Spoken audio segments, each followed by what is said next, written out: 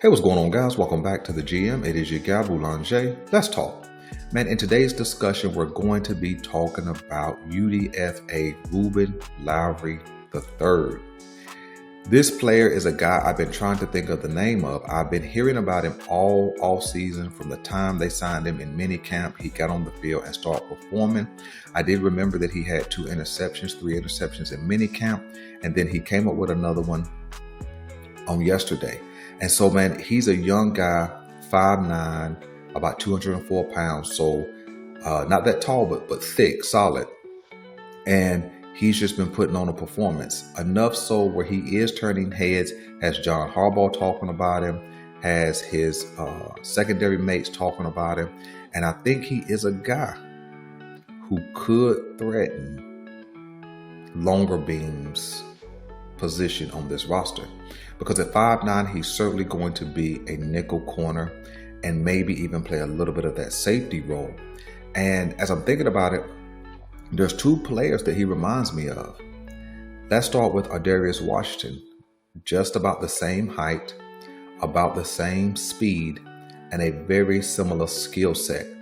Ardarius Washington was a UDFA, Lowery III a UDFA. And Ardarius Washington made his noise in training camp. This guy is making some noise in training camp. I think that he does have a really good chance to ascend, especially if he brings it when the pass come on and he shows a level of physicality, a willingness to hit, and his coverage ability stays intact. Another guy that he reminds me of, now, if you guys aren't older than 25 to 30, you won't remember Captain Mutterlin. He played between the Carolina Panthers and Minnesota. He was a couple of times Pro Bowler. He was short, compact, but he was always in good coverage. Again, kind of a sticky guy in that slot, right time, right place type of guy.